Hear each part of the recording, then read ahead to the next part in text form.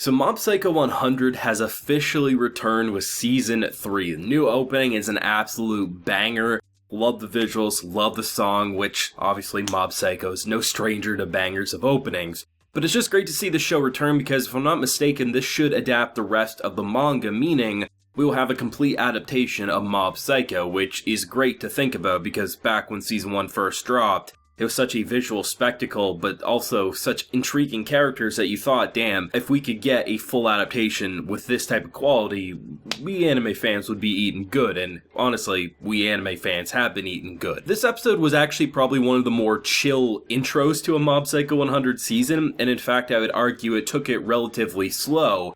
But there was something so powerful about just Reigen and just the numerous bits of advice that were sprinkled throughout. Mob's trying to figure out who he's supposed to be when he grows up, or you have probably one of the best lines, and I think, honestly, this line probably hit a lot of anime fans, something along the lines of, hey, I'm 30 and really what do I have to show for it sort of a thing. But I think that's what's great about Mob Psycho is you look at it at face value, right? And you see all these insane spiritual activities, ghastly creatures and explosions and psychics, and you say, damn, anime is so fun when you get a production team that's this talented that can stylize it that good. But when you strip Mob Psycho down to its bare essentials, it is a character-driven series, and I think when you really look at Season 2 and what it did for Mob and Reigen's character arcs in terms of where they've ultimately ended up, I think it's so sweet to see where they're currently standing and how it doesn't negate any of the insane Reigen antics or the insane Mob antics that we'll get. But at the end of the day, it really does feel like a father-son duo here, and just to see how far they've elevated their characters,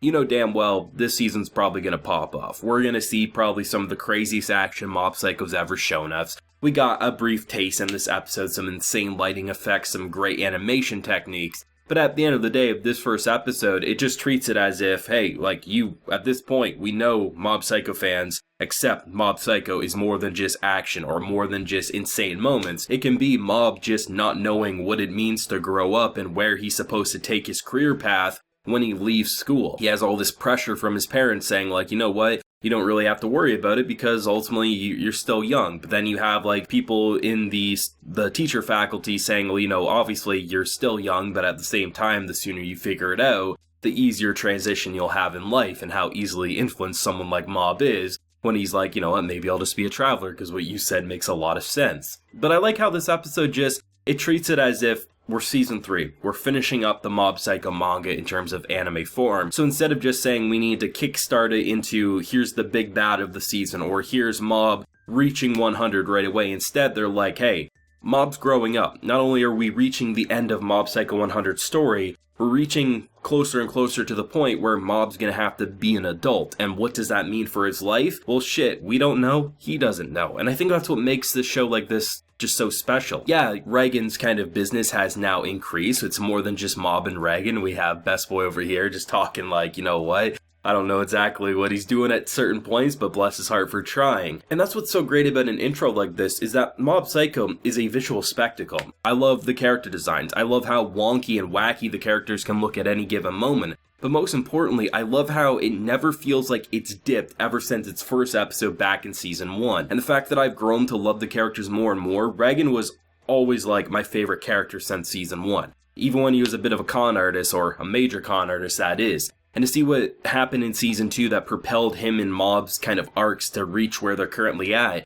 it's great to see someone like Reigen who, that office that he started up a little whiles back was just supposed to be a random thing he did. That little boy Mob who walked in that day really just changed his life for the better, and it's great to see where we're currently at. And I imagine this will be a normal length season of Mob Psycho. I don't think we have an official episode count just yet. I know there's less chapters left to adapt than in prior seasons, but I think in terms of how many pages are left, I think it is roughly the same amount that Season 1 covered, so we should get a full core worth of content. And I think based on where we left off with Season 2, how we're still seeing the visual shocking elements to the city in terms of them looking up saying, what in the actual broccoli hell is this? I think we're going to be in for a great time this season. And I think one of the things anime fans should always be extra thankful for is when a show that's so stylistically distinct as Mob Psycho 100 is the fact that we have 3 seasons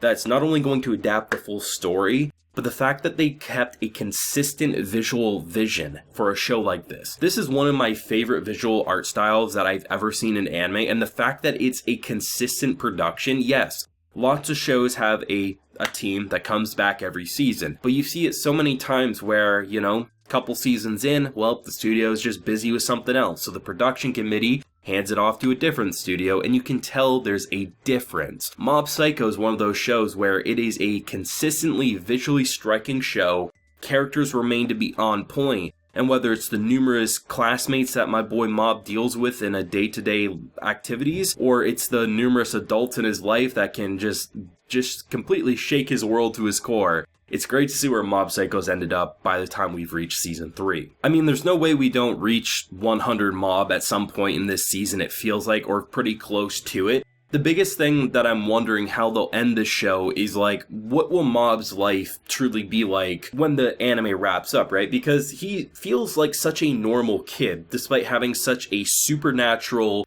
just apocalypse level threat that could go off at any particular moment. And I think that's what's exciting about Mob Psycho, is that on one hand, it's one of the most normal character driven shows I think I've seen. Mob as a person is not the weirdest guy, he's not the most anime guy. There's anime things that happen to him, but really Mob's a average Joe, he really is. And honestly, Reigen has turned into an average Joe himself because Mob's rubbed off on him so much. He's no longer that con artist that he kind of started out as. And I'm excited to see, because Mob Psycho is one of those things where you could see it ending with Mob wanting to pursue this type of life forever, right? You know, he just recognizes he has the talents for it, so maybe he should. But at the same time, Mob could go get a librarian job for all we know, right? Because there's so much potential for him to live a life of crazy or live a life of mundane. And either one of those you could kind of see Mob end up doing. And I'm interested to see where they're truly going to build his character going forward, because in a lot of ways it kind of felt like season 2 was Reigen's season. It was kind of his arc, his